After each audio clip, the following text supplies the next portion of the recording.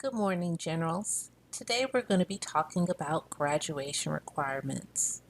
And after listening to this presentation, you should have all of the basics concerning promotion and graduation requirements from Shiloh High School.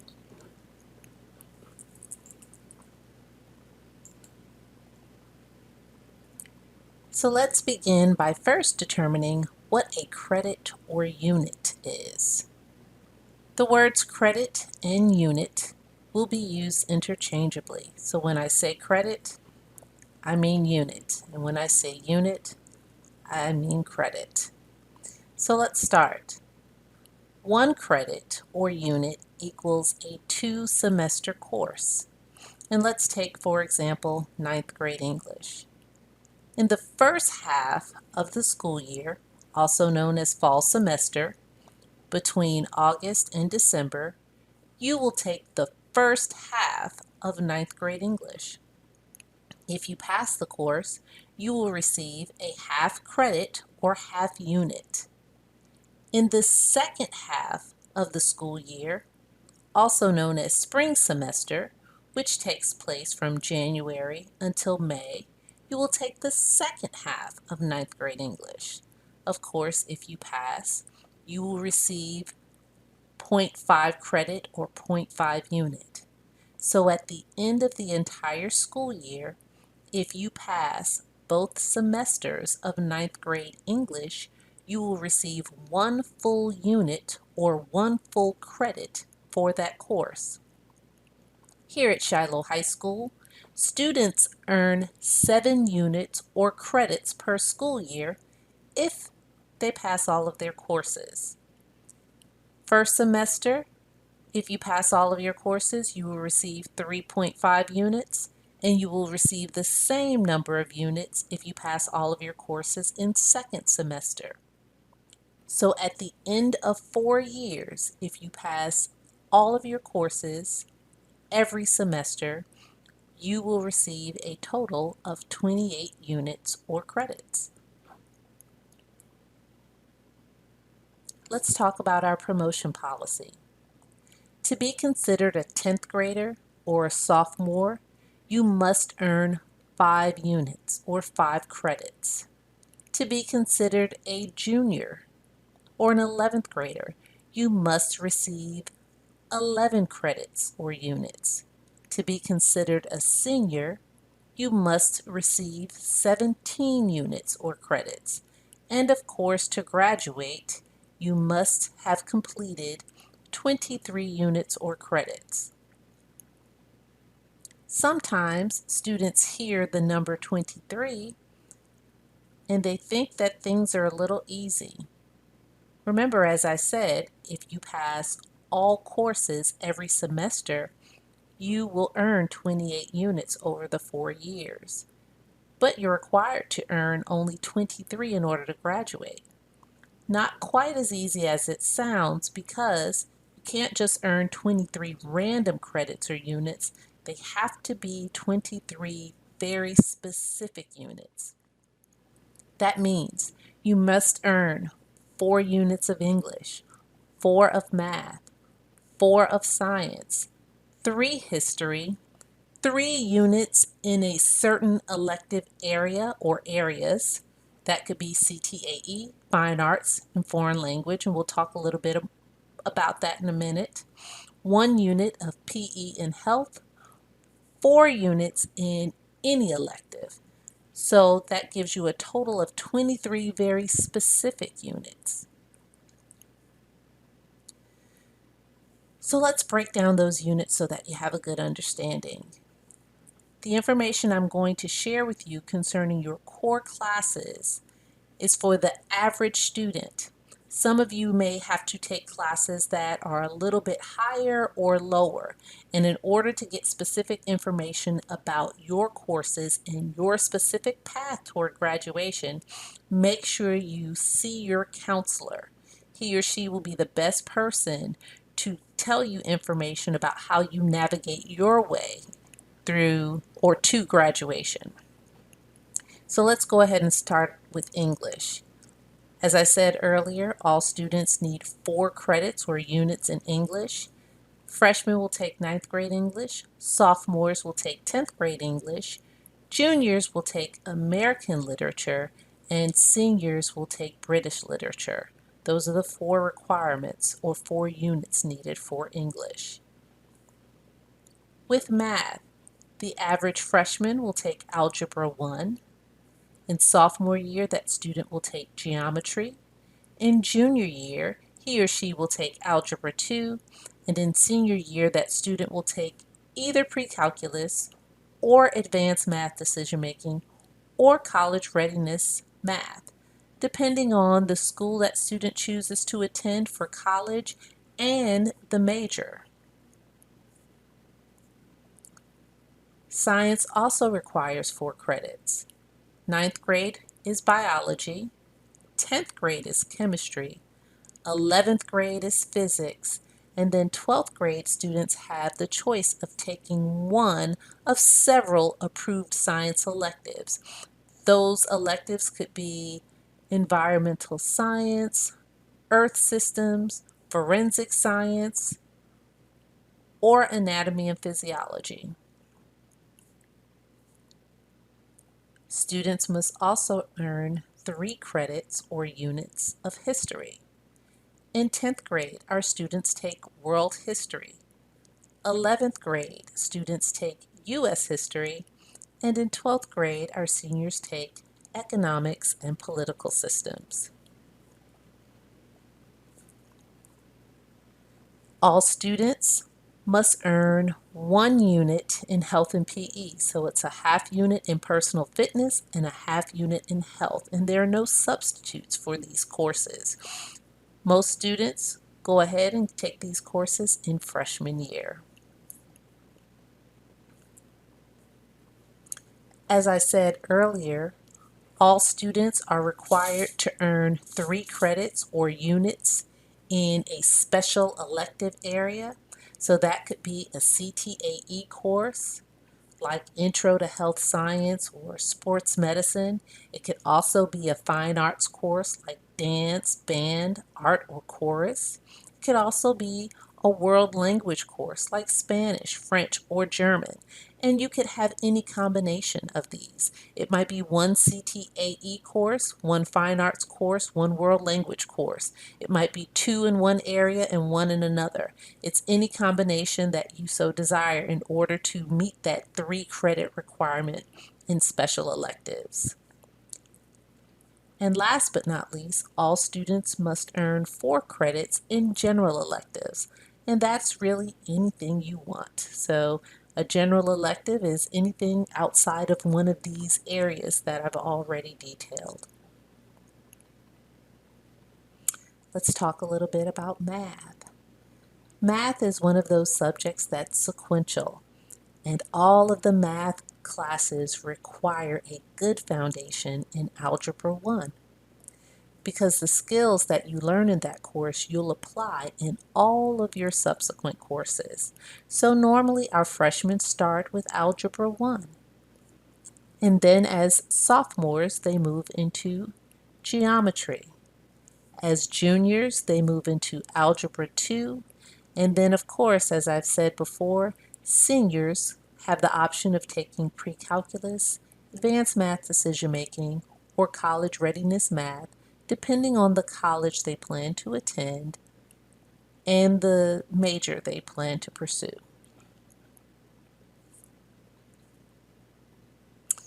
So let's talk a little bit about foreign language.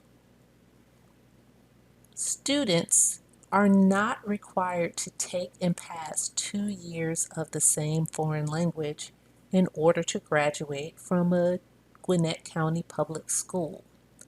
However, please note that any student who plans on attending a 4-year school or a 2-year school must take and pass 2 years of the same foreign language. That is worth repeating. All 4-year schools require students to take and pass 2 years of the same foreign language in high school. The vast majority of 2-year schools require students to take and pass 2 years of the same foreign language. There are very, very few 2-year schools who do not or that do not have this requirement. And if you have a question about that, you really want to contact someone in the admissions office at that 2-year school to find out if that is a requirement. When we're talking about graduation from a GCPS school, a Gwinnett County Public School, there are two requirements that make the GCPS diploma and graduation different from others. They are the Gateway Science and the Gateway Social Studies tests. All students must take and pass both of these tests in order to receive a Gwinnett County Public Schools diploma. For science, the Gateway covers biology and chemistry. For social studies, the Gateway covers U.S. history. In addition to the Gateway Science and Social Studies tests, students must also take the Georgia Milestones or EOC exams. They are worth 20% of a student's final grade in an EOC course, and there are several EOC courses: 9th grade literature, 11th grade literature, Algebra 1, geometry, biology, physical science, U.S. history, and economics. Those are all of the EOC courses, so students will take an EOC toward the end of the course if they're taking any of those.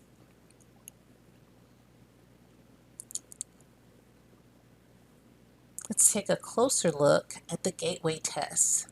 Of course, the purpose of both of the tests is to measure student progress in Gwinnett's essential curriculum entitled Academic Knowledge and Skills, also known as the AKS. These tests reflect what high school students should know and be able to do, and they prepare students for their roles as lifelong learners in the worlds of work and post-secondary education. Both tests are essay, and the test foci change from year to year. Let me repeat, students must pass both tests in order to receive a GCPS diploma. The initial test for science is given in sophomore year, and the initial test for social studies is given in junior year. Students who do not pass the initial administration of either test will have additional opportunities to retest in the subsequent school years.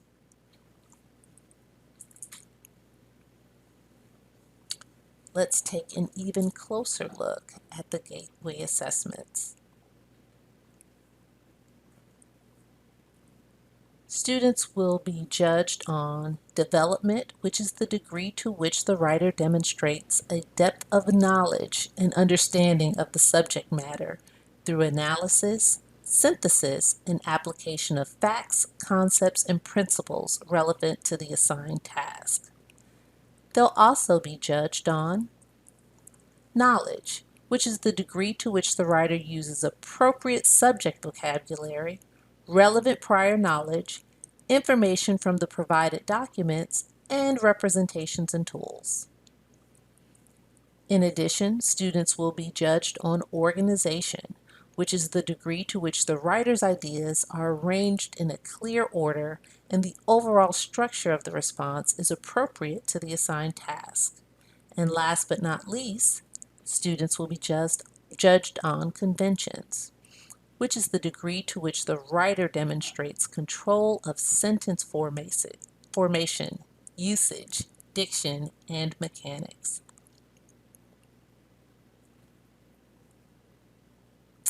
With regard to the EOC, let's talk about the purpose. The purpose is to measure how well students have learned the knowledge and skills outlined in the state-adopted content standards in English language arts, mathematics, science, and social studies. The EOCs are achievement tests. They have open-ended or constructed response items in language arts and mathematics, and there's also a writing component on the language arts assessments. Again, the EOC is 20% of a student's final grade in one of those EOC courses. And the EOC is given toward the end of the EOC course.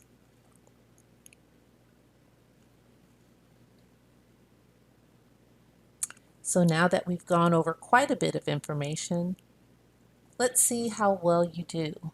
I'm going to ask you a couple of questions. I'm going to give you a few seconds to respond, and then I'll let you know what the right answer is. So let's go ahead and get started.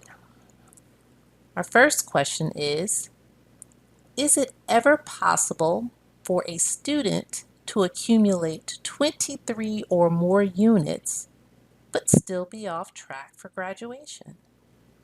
I'll give you a few seconds to think about your answer and respond.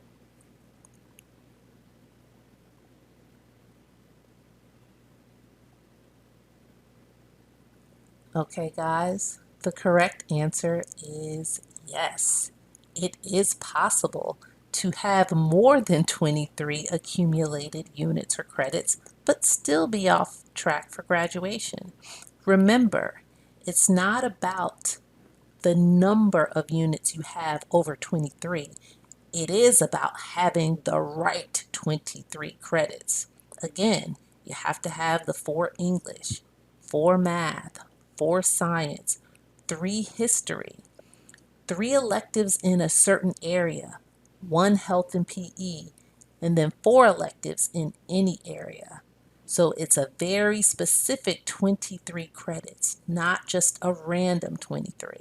So you could definitely have more than that and still be off track for graduation because you're missing one of the units in one of those specific areas. Let's go to the next question. Actually, let's take a second to meet a student and you tell me if this person is or is not on track for graduation. So let's meet Eric. Eric is a senior, and these are the courses he's completed: 9th, 10th, 11th, and 12th grade English, Algebra 1, Geometry, Algebra 2, and Pre-Calculus, Bio, Chemistry, Astronomy, Earth Systems, and Forensic Science, World History, U.S. History, Economics, and Political Systems. He also has his Health and PE. He's also completed 3 units in graphic design. And then last but not least, this young man has completed visual arts, weightlifting, team sports, and theater. So wow, Eric has completed quite a bit, but I'll let you in on a secret. He is not on track to graduate. So tell me why. So we know students are required to have 4 years of English or 4 units of English, 4 of math, 4 of science, 3 of history, 1 health and PE, 3 electives in a certain area, and then 4 electives in any area. Seems like he would be fine. Can anyone think of what may be wrong? And I'll give you about 5 seconds in order to think about your answers and perhaps recite them during class.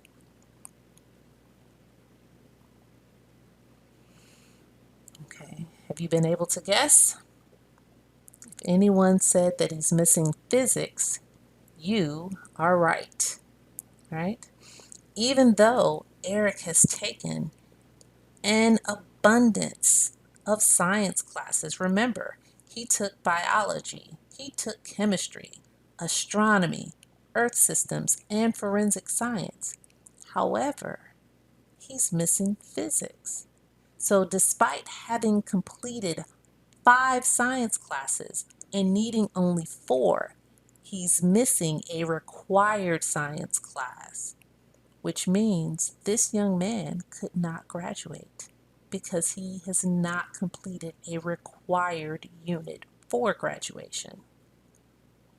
let's go to the next question. Well, I'm sorry, let's talk about some recovery options. So let's say, of course, you don't have all of the credits that you need for graduation. Now, the counselors do a great job of scheduling students in the courses that they need, not only to go to the next grade level, but also to graduate. However, maybe for one reason or another, a student is not successful in passing that course. There are options that allows the student to recover that credit or that unit. One of those options is credit recovery. Credit recovery is normally held at Shiloh High School and costs $75 per half credit. The requirement for becoming eligible for a credit recovery course is that you have previously failed that course with at least a 60. Now, if you are an athlete and you plan on being an athlete in college, do not, let me repeat, do not take a credit recovery course, as the National Collegiate Athletic Association does not recognize credit recovery courses. There are some other options though. If credit recovery will not work for you, meaning either you're not eligible because you didn't fail the class with at least a 60, or you are an athlete who plans on being an athlete in college, you might want to consider one of these other three GCPS options. Students can choose to go to Phoenix High School. They normally have sessions from 4 to 6 and about 6:15 to 8:15. My times may be a little off, but that's around the time, and they're $250 per half credit. Students can also do Gwinnett Online, where you take the classes that you need in the comfort of your own home via the internet. Again, $250 per half credit, or students can choose to go to GCPS Summer School, which is normally about 3.5 weeks or so in the summer. Again, $250 per half credit. So we're going to go back to a couple of questions and see how much you know and how well you do on these small questions that really have big answers. So let's take this second question. Is any student required to pass 2 years of the same foreign language in order to graduate? I'll give you 5 seconds to think about your answer and to possibly share it with your classmates.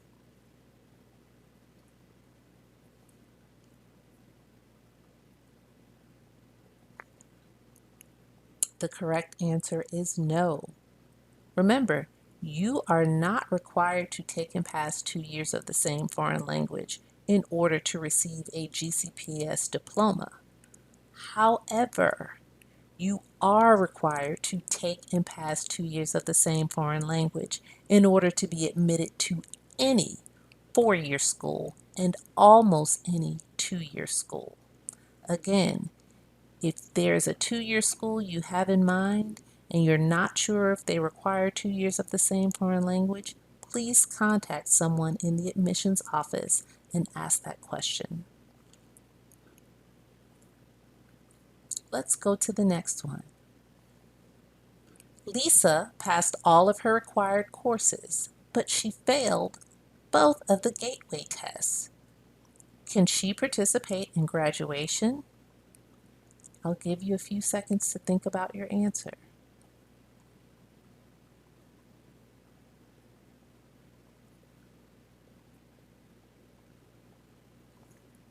Okay, the correct answer is yes. She is able to participate in graduation. However, she will not receive a Gwinnett County Public School diploma, and her transcript will indicate that she has not graduated. Very, very important. She will be able to participate in the graduation ceremony. However, if she is planning on getting a job or pursuing an education at any institution that requires that she's completed all of her high school requirements, she will not be able to do so because she has not technically completed them. She does not have a diploma, and her transcript will indicate that. So please keep in mind the gateway test, passing both of them, is a requirement to receive a GCPS diploma and to be considered a GCPS graduate. Let's go to the next question. Tracy passed all of her required courses, but she failed both of the gateway tests. Will she receive a GCPS diploma? If anybody was listening, you already know the answer to this one because I just gave it to you. But I'll give you 5 seconds to think about it anyway.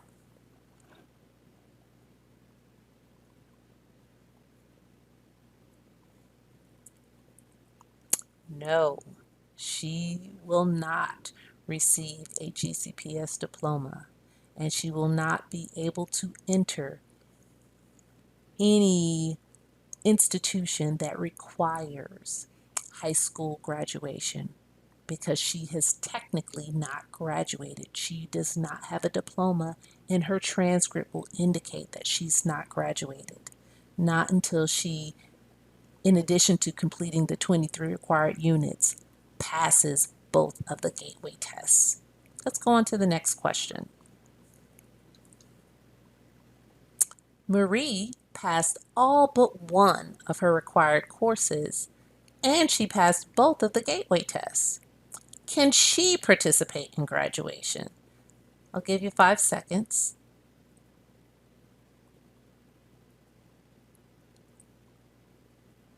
Let's take a look at the correct answer. No, she will not be able to participate in graduation as she has not completed all of her graduation requirements. She is still missing a course, and in order to get that course completed, she will either have to go to GCPS summer school or return to a GCPS school in the fall. And only after she completes that requirement is she eligible to participate in a graduation ceremony. Okay, that's it for the quiz part of this presentation. If you have any questions about where you are in terms of meeting graduation requirements or where you are in terms of being promoted to the next grade level, please be sure to ask your counselor. If you're a freshman, you're part of the Freshman Academy, and Mrs. Adams is your counselor. If you are part of the Business, Arts, and Marketing Academy, Dr. Muhammad is your counselor. If you are part of the Science, Technology, Engineering, and Math Academy, Devin Jones is your counselor. And if you're part of the Wellness, Health, and Education Academy, Mrs. Crumbly is your counselor. Again, I want to emphasize the importance of seeing your counselor if you have a question about your path toward graduation. Please do not rely on your friends, as everyone's path toward graduation is different.